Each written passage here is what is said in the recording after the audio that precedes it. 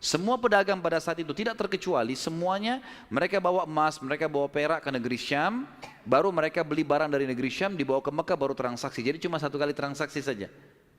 Nabi SAW tidak. Uang itu semua dijadikan barang dari Mekah, dibeli semua barang-barang Mekah, dibawa ke negeri Syam. Barang-barang ini dijual di negeri Syam. Laku, dibelikan barang di negeri Syam, dibawa ke Mekah. Jadi double untungnya. Karena ini teman-teman sekalian, Nabi SAW menjadi pada saat itu salah satu orang terkayanya Mekah.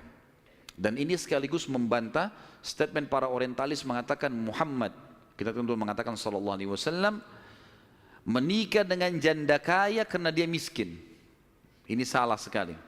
Karena Nabi SAW di fase dari 21 tahun sampai 25 tahun menikah dengan Khadijah itu sudah menjadi pengusaha yang sukses. Makanya beliau pada saat menikah dengan Khadijah, maharnya 20 ekor unta. Satu unta ratusan juta jumlahnya, harganya.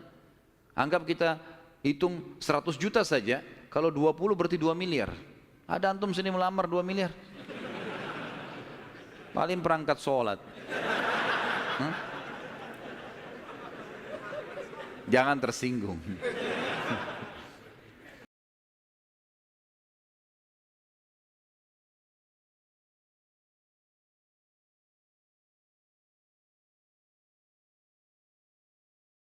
Abdullah tumbuh besar dan mulai menjadi seorang pemuda yang cerdas, yang pintar, membantu ayahnya. Maka oleh Abdul Muttalib dinikahkan, dan dinikahkan oleh seorang wanita yang bernama Aminah.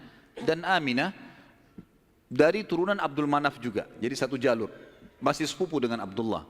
Hanya saja dari Aminah ini, dari paman-pamannya Aminah itu dari penduduk asli Madinah, dari Aus dan Khazraj, dari suku Ansar di Madinah. Maka Nabi SAW di sini memiliki jalur dari dua kota suci, Mekkah dan Madinah. Pada saat sudah selesai melahirkan, baru menikah, beberapa hari kemudian ada tanda-tanda kehamilan di Aminah. Kemudian Aminah pun sempat melihat di dalam mimpinya pada saat akan melahirkan atau pada saat hamil besar, melihat dalam mimpinya ia bermimpi bayi dalam kandungannya ini menyebarkan cahaya, dan cahaya itu menyebar ke seluruh muka bumi. Sebagian athar menyebutkan sampai ke Busra. Busra ini wilayah Irak sana, wilayah Persia gitu. Dan dia juga mimpi mengucapkan dalam mimpinya kalimat u'idzuhu billahil azim min kulli syarrin wa min kulli ainin wa min kulli hasid. Wa min kulli hasid. Tidak ada kata-kata ainnya. Artinya aku berlindung kepada Allah yang Maha Agung untuk bayi ini dari semua keburukan dan iri dengki orang lain. Berjalanlah hamil tersebut. Pada saat berumur beberapa bulan, ada sebagian ahli sejarah menyebutkan sekitar 6 bulan hamilnya Aminah di Nabi SAW dalam kandungan beliau, maka meninggallah Abdullah. Maka Nabi SAW jadi yatim sebelum lahir. Setelah itu Nabi SAW lahir, yang paling banyak dinukil oleh para ahli sejarah 12 Rabiul Awal di tahun gajah. Sudah kita sebutkan tadi, tahun gajah kejadian Ashabul Fil, dan tepatnya 50 hari setelah kejadian gajah itu, penghancuran gajah, 50 harinya disitulah lahir Nabi sallallahu alaihi wasallam. Ada yang perlu kita sebutkan teman-teman sekalian, walaupun sebenarnya menyebutkan ini bukan berarti Nabi SAW membutuhkannya, tidak sama sekali. Nabi SAW jauh lebih mulia daripada tanda-tanda ini. Tapi pada saat beliau lahir, ternukillah di Mekah, di Madinah, beberapa kejadian yang memang ahli sejarah angkat. Yang pertama, kejadian yang unik pada saat Nabi SAW lahir adalah terlihatnya bintang Ahmad namanya. Apa itu bintang Ahmad? Orang-orang Yahudi yang ada di Madinah itu meyakini kalau Nabi terakhir yang mereka tunggu di Madinah keluar itu, kalau dia lahir akan kelihatan bintang yang mereka istilahkan dengan bintang Ahmad, dan mereka mengukir-ngukir bintang itu sesuai dengan keterangan dari Taurat. Seperti itulah pemahamannya pada saat itu. Allahu alam tentang masalah kebenaran masalah bintang ini, tapi yang jelas kebenaran bintang itu bisa dipercaya atau tidak, karena kita dalam Islam tahunya bintang nggak boleh dipercaya gitu kan. Tapi ini pada saat itu dinukil oleh Hassan ibn Thabit radhiyallahu anhu, penyair Nabi SAW, kebetulan umurnya dia beda 7 tahun dengan Nabi SAW. Beliau mengatakan setelah masuk Islam, setelah Nabi SAW hijrah ke Madinah, beliau mengatakan, pada hari Nabi SAW lahir, aku kebetulan berada di salah satu benteng Yahudi. Dan naiklah di malam hari kebetulan, salah satu pendeta Yahudi lalu teriak dengan suara keras, wahai Yahudi, hai sekalian kaum Yahudi, sungguh telah terlihat pada malam ini bintangnya Ahmad, dan tidak terlihat kecuali pada saat ia lahir. Dan menurut Hassan ibn Thabit radhiyallahu anhu, memang umurnya beda 7 tahun dengan Nabi SAW, dan pada hari itu memang hari kelahiran baginda Nabi SAW. Yang kedua dinukil oleh para ulama tentang masalah kejadian-kejadian unik adalah Nabi SAW pada saat lagi Aminah melahirkan, maka dikatakan melahirkan tanpa ada rasa kesulitan sedikit pun, jadi sangat mudah. Bahkan sebagian athar menyebutkan Aminah tidak dibantu oleh orang. Tiba-tiba Nabi SAW keluar begitu saja. Dan yang ketiga, pada saat lahir, maka Nabi SAW dalam kondisi mengangkat kepalanya ke langit, seakan-akan orang yang sedang berdoa. Yang keempat, Nabi SAW lahir dalam kondisi tidak sudah terkhitan. Sudah terkhitan.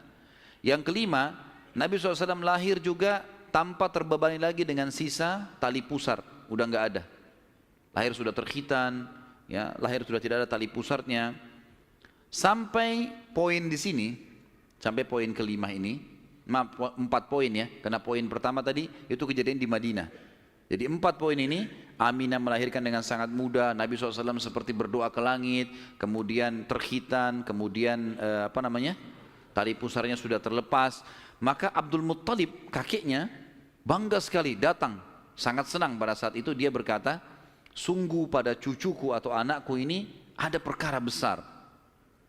Lalu Abdul Muttalib pun membawa bayi Nabi SAW ke Ka'bah saat baru lahir, dan ia yang memberi nama Muhammad. Yang memberi nama Muhammad. Baik, ada sedikit rahasia masalah nama Muhammad ini. Perlu teman-teman tahu, nama Muhammad sebelum Nabi Muhammad SAW tidak dikenal oleh orang-orang Arab. Gak ada satupun orang Arab bernama Muhammad pada saat itu, belum ada. Terus dari mana nama ini? Kok Abdul Muttalib bisa berikan nama cucunya? Ada kisahnya. Jauh sebelum lahir Nabi SAW, Abdul Muttalib pernah jalan-jalan ke negeri Syam bersama dengan 3 orang sahabatnya. Yang pertama Sulaiman bin Mujazi', salah satu kepala suku di Mekah. Yang kedua Hulayla bin Hajij. Dan yang ketiga Himran bin Rabi'ah. 3 orang ini bersama Abdul Muttalib, 4 orang ini pergi ke negeri Syam. Pas tiba di negeri Syam, ada salah satu pendeta Nasrani menemui mereka lalu berkata, kalian dari mana? Kata Abdul Muttalib, dari Jazirah Arab. Dari mana tepatnya? Dari kota Mekah. Kata pendeta itu, dari kota kalian nanti akan keluar Nabi terakhir. Dan Nabi terakhir itu bernama Muhammad. Kata Abdul Muttalib, dari mana engkau tahu itu semua?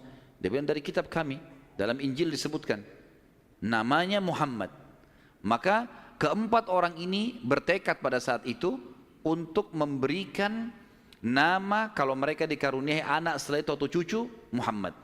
Dan dari 4 orang ini, pada saat balik ke Mekah, orang yang pertama mendapatkan cucu laki-laki adalah Abdul Muttalib. Itulah Nabi Muhammad SAW. Maka dia pun mengangkat bayi Nabi SAW lalu keliling di dekat Ka'bah lalu mengatakan, anak ini memiliki perkara yang besar. Aku memberikan nama Muhammad. Aku memberikan nama Muhammad. Terus dia mengucapkan kalimat itu.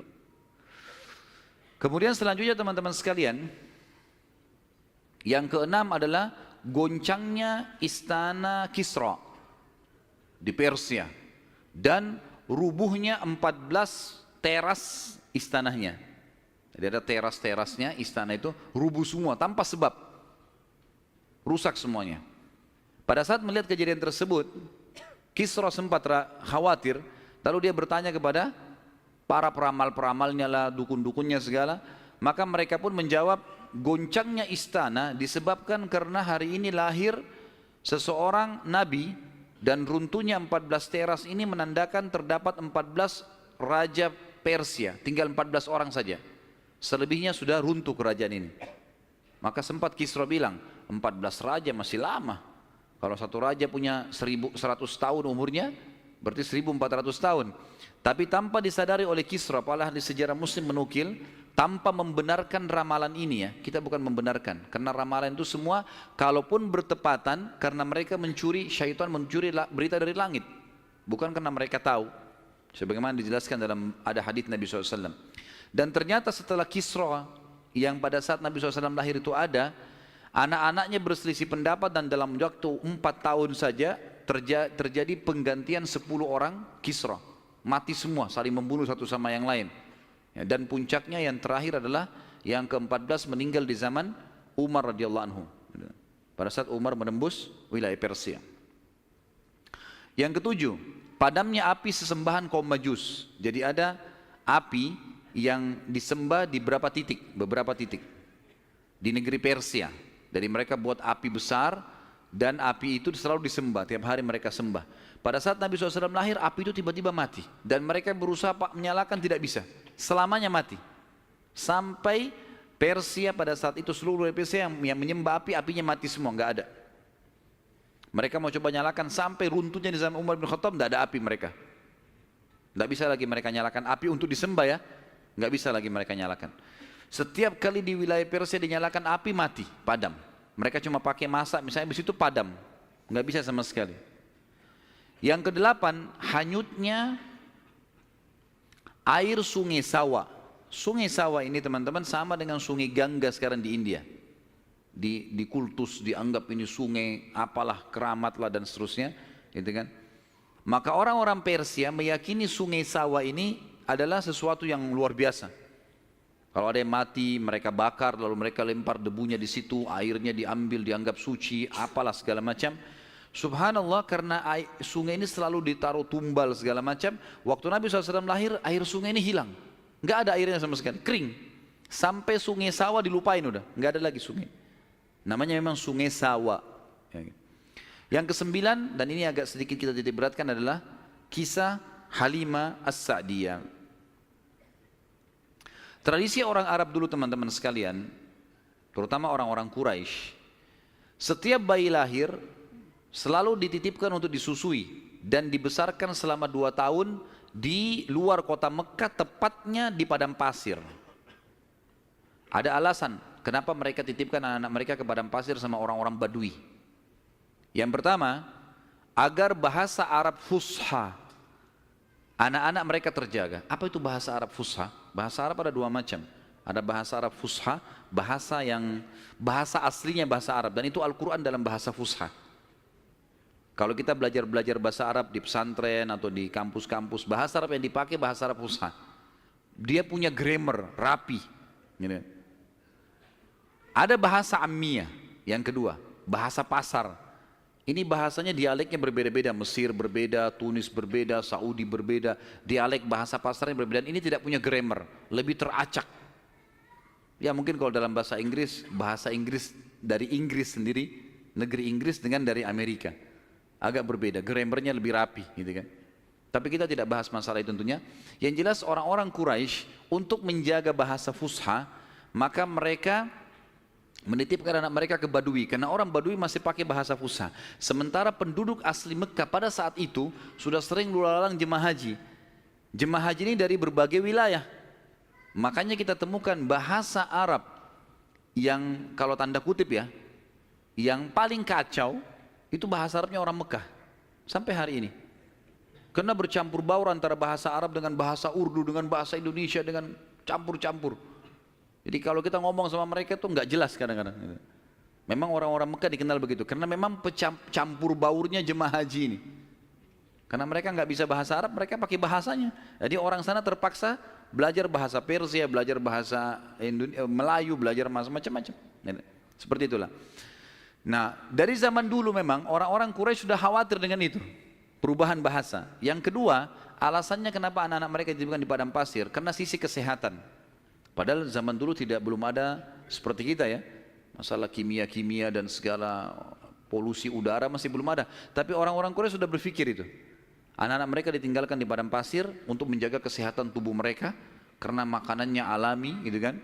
Hewan-hewan yang langsung disembelih, langsung dimakan, susu kambing yang diminum, memang sehat. Dan juga udara gitu kan. Serta juga orang-orang Badui ini melatih anak-anak mereka hidup untuk hidup susah. Berburulah, membantu orang tuanya, seperti itulah. Nabi SAW pada saat lahir, Secara kebetulan, wanita-wanita Badui dari suku Sa'diyah kebetulan memang terkenal suka menjual jasa susu ini.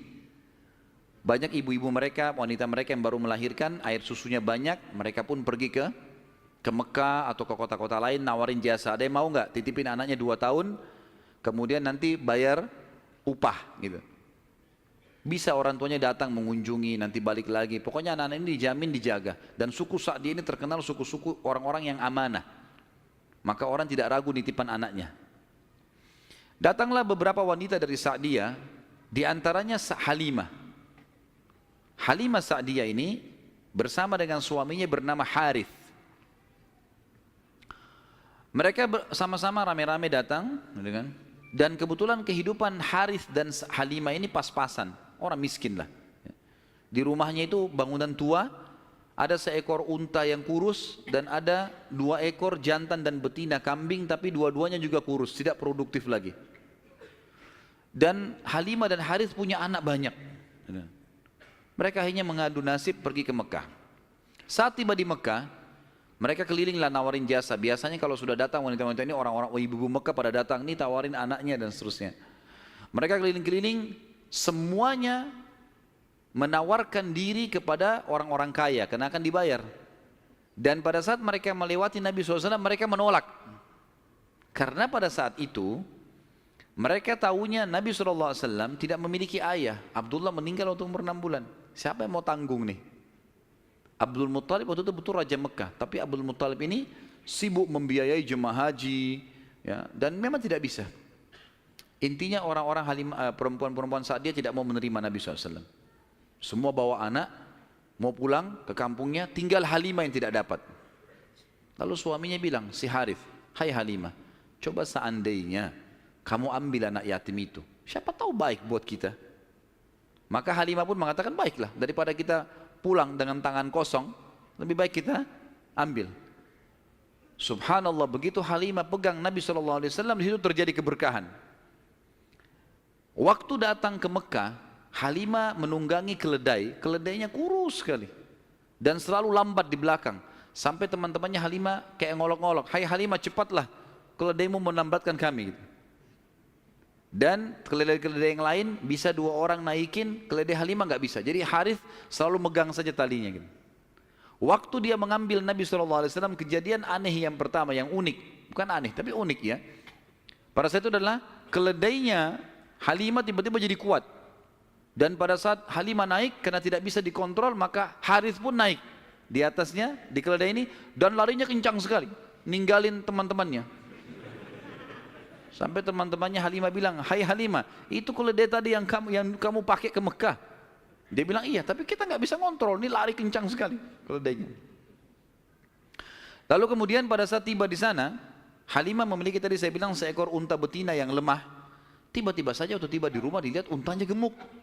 Ini baru 2-3 hari ditinggalkan, nggak ada yang urus, gemuk sekali untanya. Dan tiba-tiba saja unta betina itu punya kantong susu yang penuh. Sehingga Halimah sama Harith memerahnya, dan setiap habis diperah penuh lagi. Biasanya unta butuh makan, minum dulu baru penuh, ini enggak. Setiap habis diperah penuh lagi. Dia minum dengan anaknya, dengan istrinya, si Harith ini dengan Halimah minum, kemudian anak-anaknya, dan bahkan sempat dibagi-bagi ke teman-temannya, tetangganya. Karena penuhnya, setiap diperah, kasih lagi, penuh lagi. Begitu terus. Ya. Kemudian 2 kambing, jantan dan betina yang kurus juga tadi, tiba-tiba gemuk dan tiba-tiba betinanya hamil dan punya anak, dan akhirnya menjadi banyak. Karena banyak, oleh Halimah dan Harith dijuallah beberapa ekor domba ini, dapat duit, dibeli unta jantan, lalu diternak lagi unta jantan ini sama yang betina. Tiba-tiba saja punyanya Halimah ini domba dan unta ini menjadi banyak sekali, dan Halimah serta Harith menjadi orang paling kaya di Sa'diyah. Sampai akhirnya Halimah tidak butuh lagi untuk mengambil anak-anak yang disusui. Berkah luar biasa. Sampai terkenal di suku Sa'diyah pada saat itu, mereka berkata, dimanapun Halimah dan Harith gembalakan dombanya atau untanya, ikutkan, karena pasti gemuk. Dan memang betul, kalau ikut digabungkan berdekatan dengan gembalanya mereka, jadi hebat, jadi bagus, jadi subur, jadi begitu luar biasa berkahnya. Halimah berkata, dinukil dalam buku-buku sejarah tentunya, Muhammad telah tumbuh tidak alami, bukan seperti anak-anak sebayahnya. Pada saat dia umur 2 tahun, perilakunya dan pemahamannya sudah seperti anak 6 tahun. Mudah diberikan penjelasan, tidak suka membuat marah, banyak hal-hal gitu. Saat tiba masa pengembalian, sudah umur 2 tahun, Halimah dan Harith pergi membawa Nabi SAW ke Mekah untuk dikembalikan pada Aminah, tapi mereka memohon-mohon, tolonglah hai Aminah, biarkanlah tinggal bersama kami. Anak ini kami akan jaga, lihat sehat Muhammad, gak ada masalah. Karena mereka lihat berkahnya. Dan kami tidak butuh bayaran, gak usah bayar. Muhammad ini waktu datang luar biasa, kejadiannya begini, segala macam. Baiklah, kata Aminah silahkan. Dibawa, tentu Aminah ini bolak-balik ya, ngelihat anaknya, balik lagi, tapi tinggal di sana. Sampai akhirnya Nabi SAW tinggal di suku Sa'diyah sampai umur 6 tahun. Sampai umur 6 tahun. Nah di umur 6 tahun ini teman-teman ada kejadian.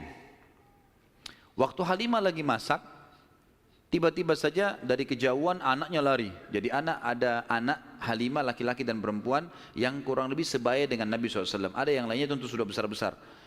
Nah si laki-laki ini yang lebih tua dari Nabi SAW lari-lari mengatakan, wahai ibu, saudaraku dari Quraisy telah dikeroyokin oleh 2 orang. Lihatlah. Maka Halimah ketakutan. Keluar dari rumahnya, minta anaknya mana, tunjukin tempatnya, ditunjukin tempatnya. Begitu dilihat ternyata Nabi SAW memang tergeletak di tanah. Lalu Halimah nanya, hai Muhammad, apa yang terjadi dengan kau?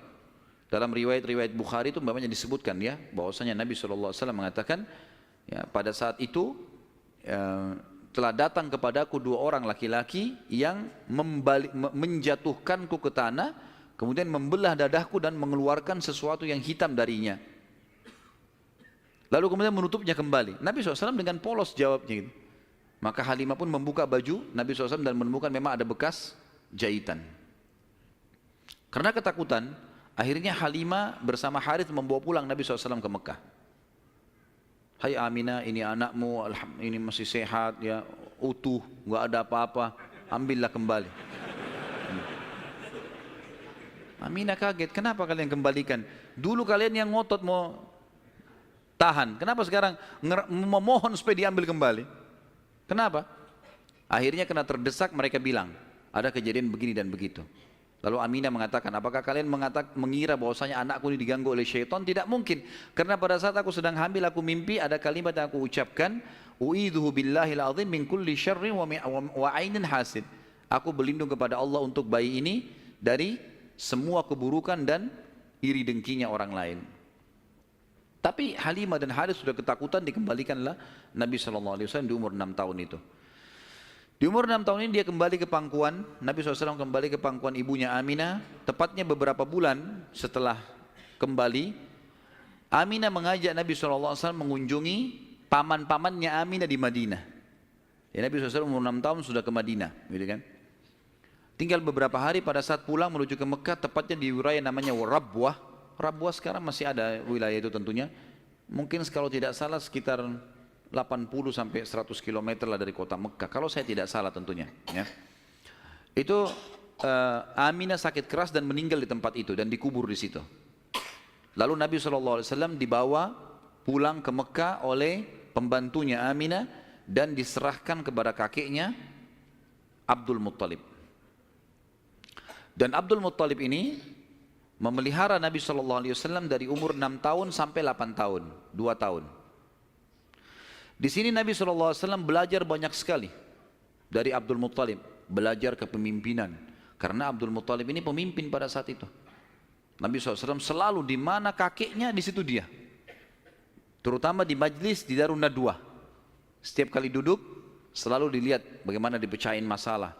Dan Abdul Muttalib ini memiliki sebuah tempat duduk yang tidak boleh ada orang duduk situ, termasuk anak-anaknya. Paman-paman Nabi SAW semua tidak boleh duduk. Tapi Nabi SAW setiap hari kalau datang lebih dulu dari kakeknya, dia duduk di kursi situ. Umur 8 tahun. Setiap kali paman-pamannya usir, dia suruh pindahin karena dianggap anak kecil. Nabi SAW mengeluh sama kakeknya. Ini paman-paman saya larang saya. Maka Abdul Muttalib mengatakan, jangan larang anak ini, biarkan dia duduk di sini. Yang lain tidak boleh kecuali dia. Maka kata ahli sejarah, Nabi SAW belajar banyak sekali hal, diantaranya bagaimana dia menjadi tokoh masyarakat. Baru 6 sampai 8 tahun ya. Di umur 8 tahun meninggallah Abdul Muttalib, kakek Nabi SAW. Kemudian diambil alih dan dipelihara oleh pamannya Abu Talib. Dan Abu Talib memelihara Nabi SAW dari umur 8 tahun sampai Nabi SAW mandiri. Sebenarnya tinggal serumah dengan Abu Talib sampai menikah, sampai umur 25 tahun. Tapi Nabi SAW waktu itu mulai 8 tahun, karena Abu Talib ini pamannya orang miskin, maka beliau pun akhirnya niat ingin membantu. Abu Talib sering kali dititipkan amanah gembalaan domba oleh masyarakat Mekah, maka Nabi SAW pun mengambil alih dan memelihara domba-domba itu. Datang ke padang pasir, digembalakan. Dan ini teman-teman sekalian perlu digarisbawahi, memang semua nabi-nabi dengan hikmah Allah memang dibuat atau di awal-awal umur mereka sebelum dinobatkan jadi nabi mengembala domba. Kata Nabi SAW, tidak ada seorang nabi pun kecuali menjadi pengembala domba sebelum masa penobatan. Sebagian ulama tentu membahas masalah domba ini karena domba-domba ini hewan-hewan yang lembut. Kalau mereka makan, mereka tidak rebutan, artinya mereka mengelompok di padang pasir. Dan pada saat lagi nunggu gembala, orang pengembala ini bisa bertafakur, melihat langit luas, menunggu berjam-jam. Jadi itu juga ada di antara hikmahnya. Nabi SAW ini mengembala teman-teman sekalian dari umur 8 tahun sampai umur 21 tahun. Mengembala domba. Ya. Ini umur di mana Nabi SAW pada saat itu mengembala atau menjaga gembalaan ini. Tentu di atas umur 21 tahun, baginda Nabi SAW sudah mulai terjun ke bisnis. Sudah mulai terjun ke bisnis, meninggalkan gembala domba, kemudian mulai berusaha. Di antara yang dilakukan oleh Nabi SAW adalah membeli beberapa produk di pasar Ukaz, pasar khasnya orang Mekah. Ya. Kalau yang saya pernah kumpulkan informasi, kalau tidak salah memang lokasinya di pasar Seng dulu itu. Tapi sekarang pasar Seng juga sudah dihancurin ya. Dan teman-teman yang belum pernah ke sana belum tahu, tapi yang sudah berangkat dulu tahu. Memang di situ sudah terkenal pasar dari dulu, tapi sekarang sudah diratakan jadi jalanan dan bangunan. Nabi SAW mulai di umur 21 tahun berdagang, dan di hari pertama beliau berdagang, beliau mengambil barang-barang kemudian beliau menjualnya. Ada satu orang yang datang membeli dagangan Nabi SAW, membeli dagangan Nabi SAW. Orang ini dari luar Mekah. Dia datang, ini umur Nabi sudah 21 tahun ya, sudah tinggalin gembalaan, sekarang mulai masuk bisnis. Pada saat Nabi SAW transaksi sama orang ini mengatakan, ini saya bayar cash, hai Muhammad, saya titipin barangnya. Setelah tawaf saya akan ambil. Orang ini umroh, gitu kan. Tentu dengan cara umroh pada saat itu ya, mereka sambil menyembah berhala dan seterusnya. Ini syariat Nabi Ibrahim yang masih tertinggal. Ternyata orang ini setelah selesai umroh, dia pulang ke kampungnya, dia lupa kalau dia sudah transaksi dengan seorang masyarakat Mekah bernama Muhammad ini sallallahu alaihi wasallam. Maka orang ini pulang ke kampungnya, 3 hari kemudian baru diingat sama dia. Diingat dia transaksi. Kalau tidak salah bahkan kampungnya orang ini 3 hari dari Mekah.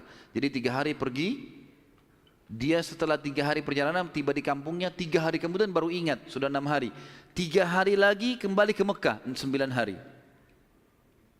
Begitu tiba di Mekah, dia buru-buru ke pasar Ukaz, dia kaget melihat Nabi SAW dalam kondisi yang sama.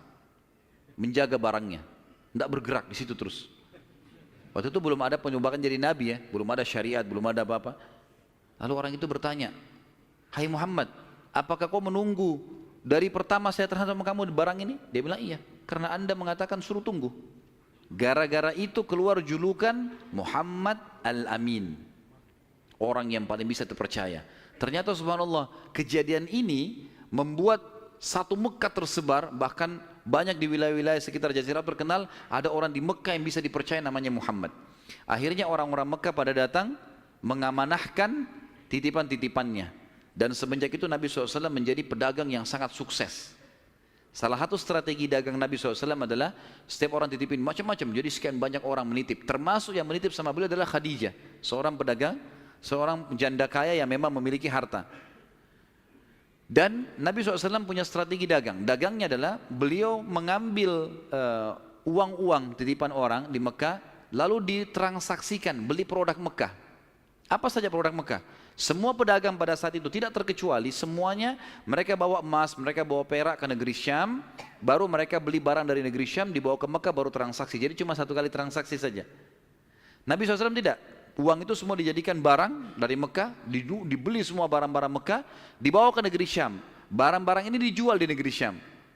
Laku, dibelikan barang di negeri Syam, dibawa ke Mekah. Jadi double untungnya. Karena ini teman-teman sekalian, Nabi SAW menjadi pada saat itu salah satu orang terkayanya Mekah. Dan ini sekaligus membantah statement para orientalis mengatakan Muhammad, kita tentu mengatakan SAW, menikah dengan janda kaya karena dia miskin. Ini salah sekali.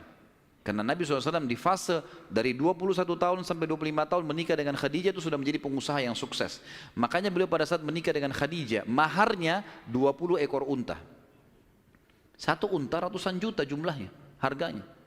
Anggap kita hitung 100 juta saja, kalau 20 berarti 2 miliar. Ada antum sini melamar 2 miliar? Paling perangkat sholat. Jangan tersinggung. Jadi Nabi SAW melamar Khadijah dengan 20 ekor unta. Ini dusta orang kalau mengatakan Nabi SAW orang miskin. Dari mana? Pengusaha sukses, gitu kan? Dan waktu itu umurnya masih 25 tahun. Baik teman-teman sekalian, saya akan tutup pertemuan kita ini dengan, nanti kita akan kembali ke kisah Khadijah ya, radhiyallahu anha, nanti pernikahannya dengan Nabi SAW segala. Tapi ada kejadian yang perlu saya titik beratkan. Kejadian pada saat umur Nabi SAW 12 tahun. Kita review dulu kembali. Waktu umur 12 tahun, kan beliau dari umur 8 tahun sampai menikah kan tinggal sama Abu Talib. Dan Nabi SAW punya akhlak yang baik sekali, mulia sekali. Sampai Abu Talib itu sendiri malu dengan Nabi SAW di umur 8 tahun. Anaknya Abu Talib banyak. Kalau istrinya Abu Talib lagi siapin makan, anak-anaknya pada berebut. Nabi SAW duduk di pojok rumah. Enggak sama sekali. Enggak berebut. Nanti kalau selesai makan ada sisanya beliau makan. Sallallahu alaihi wasallam. Punya akhlak yang mulia dari masih kecil. Sampai Abu Talib bilang sama istrinya, khusus untuk Muhammad sisipkan makanan. Karena dia tidak ikut berebut sama mereka. Gitu kan. Baik, di umur 12 tahun, pernah satu waktu Abu Talib ini mau ke negeri Syam, urusan dagang. Pertama kalinya Nabi SAW, biasanya Nabi ini selalu pemalu, nggak banyak minta dan nuntut ke pamannya. Khusus pada saat itu Nabi SAW bergantung di bajunya Abu Talib, nggak mau lepasin. Pokoknya dia mau ikut. Abu Talib heran, nggak pernah Nabi SAW berperilaku begini. Musyawarah sama istrinya, nggak pernah Muhammad begini. Kenapa seperti ini? Pasti ada sesuatu gitu.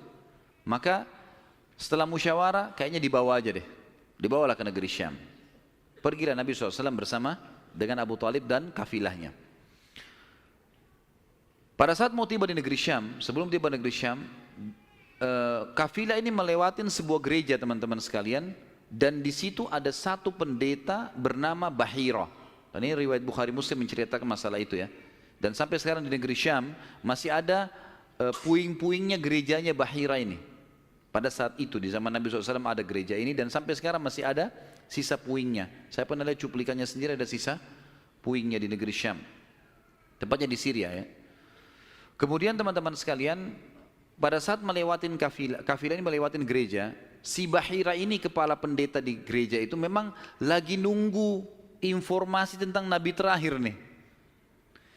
Dia ngeliat-liat di jendela gerejanya, setiap kafilah lewat dilihat sama dia, terutama yang dari Jazirah Arab. Waktu secara kebetulan dengan hikmah ilahi lewat kafilahnya Abu Talib, dan kafilah ini agak berbeda dengan yang lainnya. Kafilah itu berarti 3 unta ke atas ya, baru dinamakan kafilah. 3 ekor unta ke atas baru dinamakan kafilah.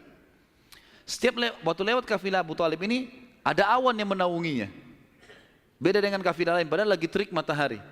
Dan tidak sengaja kafilah Abu Talib istirahat di sebelah gereja dan ada pohon-pohon kurma yang berderet, itu semuanya seperti menundukkan daun-daunnya ke kafilah itu. Pendeta ini perhatikan, kafilah tanya ini, kirim satu orang, tanya mereka kafilah dari mana nih? Jawabannya dari Jazirah Arab. Dari mana? Dari kota Mekah. Kata Bahira, hidangkan makanan sebaik mungkin di gereja, undang semua kafilah ini masuk makan. Diundanglah. Ringkas cerita, masuklah mereka untuk makan, dan pada saat satu kafilah ini masuk, yang ditinggalkan di situ hanya Nabi SAW. Nabi nggak boleh masuk karena tradisi orang Arab dulu aib kalau anak kecil ikut makan.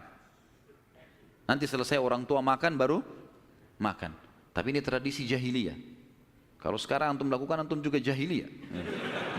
Makan kasih anak-anak makan. Kenapa harus disendirikan? Mungkin dia lapar kesian. Gitu kan? Baiklah. Waktu lagi makan, Bahira ini memperhatikan satu persatu orang-orang Quraisy ini wajahnya. Karena mereka tahu cirinya Nabi terakhir. Alisnya, wajahnya, mukanya, kulitnya, jalur nasabnya semua jelas. Tidak semua, tidak ada tanda-tanda kenabiannya. Ini mukanya muka biasa semua. Maka si Bahira tanya, apakah masih ada dari kafilah kalian yang tidak ikut makan? Kata mereka, ada satu anak kecil di depan, kami suruh jaga barang kami. Kata Bahira, boleh saya ketemu? Oh silahkan. Mereka lagi asyik makan. Bahira keluar menemui Nabi SAW. Nabi lagi duduk di bawah pohon. Lalu Bahira memanggil dia, mengatakan, hai anak kecil, ikutlah dengan saya. Kafilahnya disuruh jaga oleh beberapa pegawainya Bahira ini. Masuk di satu ruangan di gereja. Kemudian Nabi SAW berdiri lalu kata, jadi orang Mekah begini teman-teman, di Mekah itu ada patung namanya Lat dan Uzza. Lat dan Uzza ini dua patung yang luar biasa dikultuskan di Mekah. Hebat patung ini menurut mereka. Jadi kalau bersumpah atas nama Lat dan Uzza sudah tidak mungkin berbohong. Kalau bohong kualat nih. Maka pendeta ini tahu Bahira, dia bilang, hai anak kecil, saya akan bertanya kepadamu atas nama Lat dan Uzza. Ini semua anak kecil sampai orang tua di Mekah tahu nama ini. Dan mereka ketakutan kalau dengar nama ini. Apa jawaban Nabi SAW waktu itu umur 12 tahun. Masih kecil, kalau kita sekarang masih SD. Gitu kan. Maka beliau mengatakan, jangan engkau sebutkan dua nama berhala itu karena aku membencinya. Aku tidak suka dengan patung itu. Penasaran Bahir. Diperhatikan wajahnya, alisnya, matanya Nabi SAW. Perlu teman-teman tahu ya, ciri fisik Nabi SAW itu luar biasa. Tersebutkan secara rinci di Taurat dan Injil. Allah mengatakan dalam Al-Quran, A'udzubillahi minasyaitonirrajim, ya'rifunahu kama ya'rifuna abna'ahum. Orang-orang ahli kitab, terutama Yahudi dan Nasrani ini, maksudnya orang Yahudi dan Nasrani, betul-betul mengetahui Muhammad SAW sebagaimana mereka mengenal anak-anaknya. Karena terinci. Disebutkan dalam hadis, alis Nabi SAW seperti busur panah yang lebar, berwarna hitam dan tebal. Bola mata beliau SAW besar, kelopaknya, dan dipenuhi dengan bulu mata yang lebat. Bola matanya putihnya putih bersih, hitamnya hitam pekat. Hidungnya yang mancung, bibir, dahi dan pipi yang setara dengan wajah, tidak oval dan juga tidak bulat, gitu kan. Kulitnya sangat putih sampai Nabi SAW pipinya kemerah-merahan. Jadi sangat tampan, luar biasa.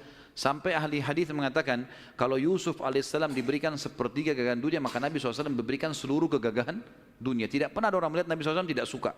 Manusia terbaik, pilihan, paling sempurna nasabnya, paling sempurna ilmunya, fisiknya, segala-galanya.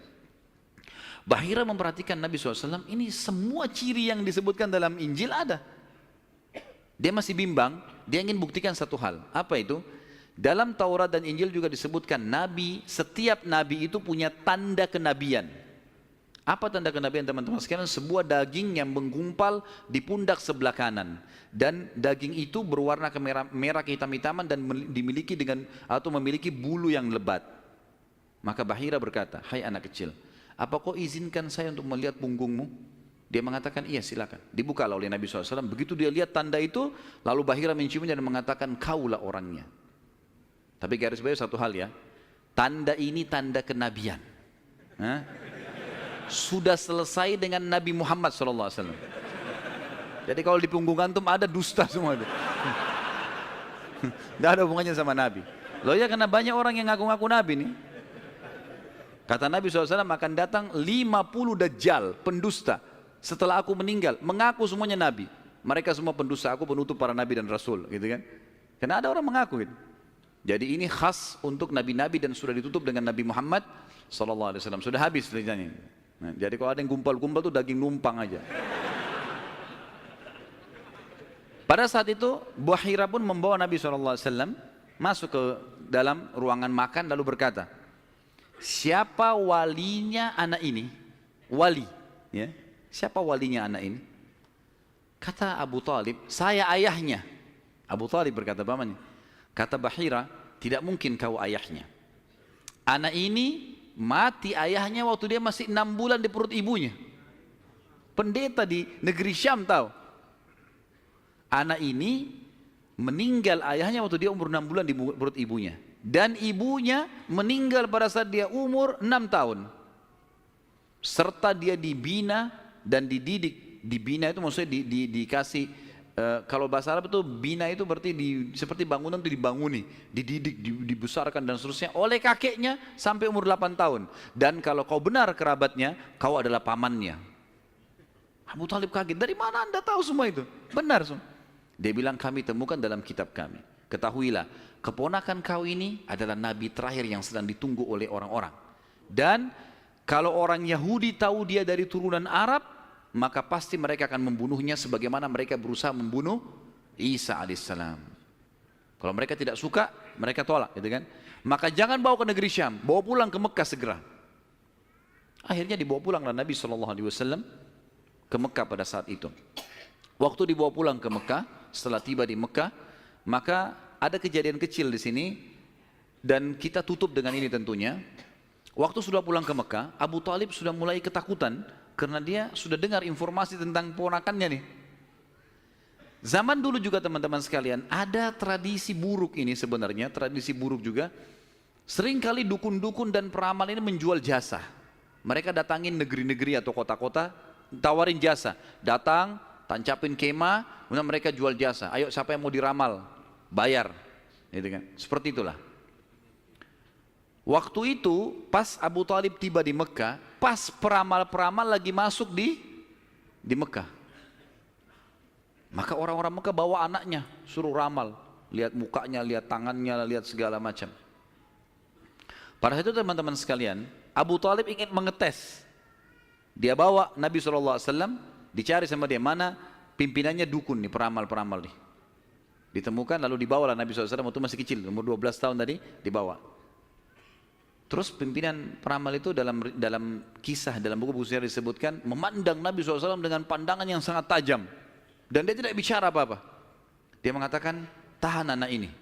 Lalu dia masuk ke kemahnya. Kemungkinan dia bicara sama dukun, sama setan-setannya nih. Makan dukun. Ini saya nggak bisa tebak anak ini nih.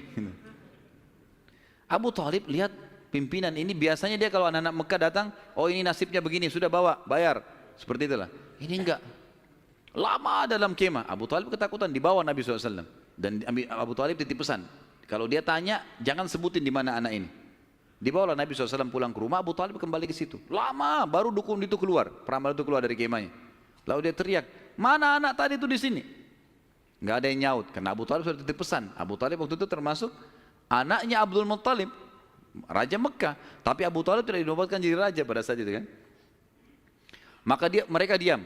Yang kedua kali, mana anak itu di sini? Sampai 3 kali, kesimpulan terakhir, kata peramal itu, kita tentu tidak percaya peramal, tapi dia mengatakan, ya, kalau anak itu memiliki kedudukan yang sangat tinggi, dan dia akan memimpin dunia. Begitu loh bahasanya. Dengan ini teman-teman sekalian, maka orang-orang Mekah jadi lebih yakin kalau Nabi SAW ini punya kedudukan. Walaupun kita secara orang Muslim tidak percaya dengan dukun semua, tapi historinya begitu. Secara histori seperti itu. Allahu a'lam. Dan insya Allah nanti kedepannya kita akan bahas tentang pernikahan Nabi SAW, prosesi pernikahannya, ya, kemudian anak-anaknya, sampai ke masa fase kenabian. Allahu a'lam.